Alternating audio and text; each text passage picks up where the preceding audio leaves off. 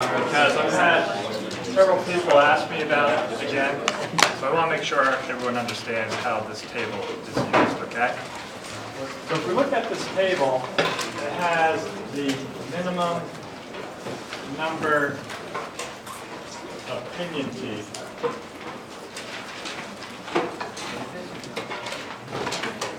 And then it has the maximum gear.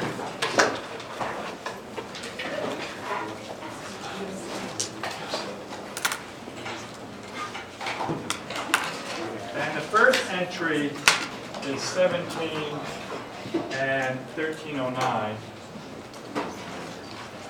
Then the next one is 16 and 101. And then the next one is 15 and 45. And then the next one is 14 and 26. So if you calculate the gear train ratio, so we'll just call it MT. On this one here, it's 77 to 1. On this one here, it's 6.3125 to 1. This one is 3 to 1. And then this one here is 1.857 to 1.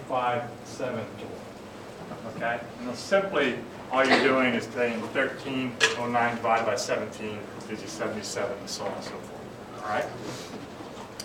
So, right now, we know that our maximum that we can go with on any meshing is 10 to 1.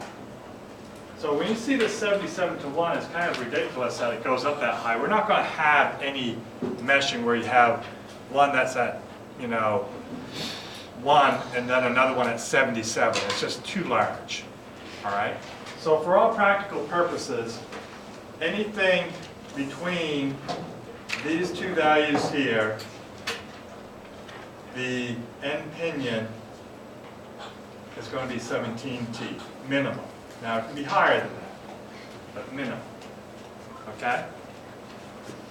Anything between these two right here, NP minimum equals 16 teeth.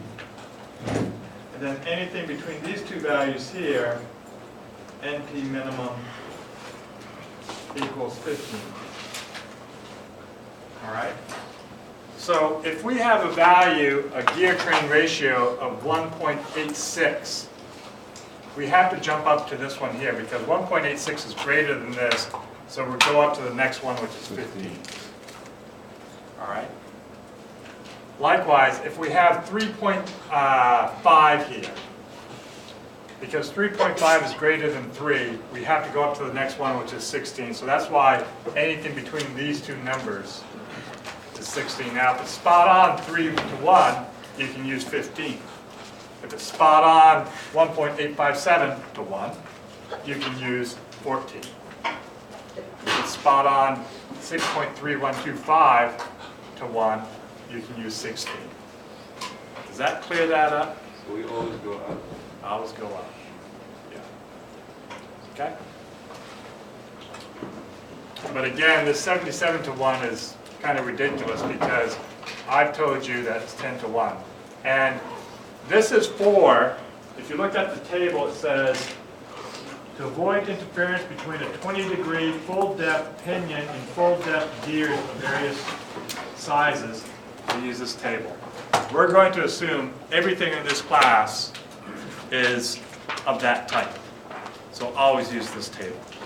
Now there's some others that you don't have to use. Maybe it's a 10-degree pressure angle, or they're not worried about interference, and you don't have to follow this. But we're going to follow this all the time. So just assume that for all your gear problems.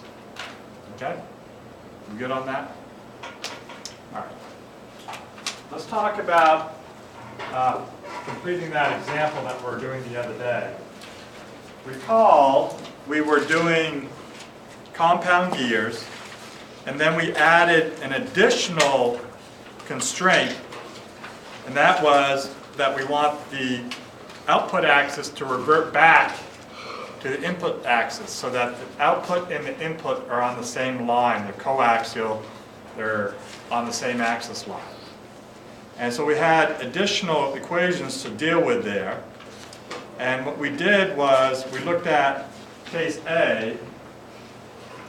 So let me say continue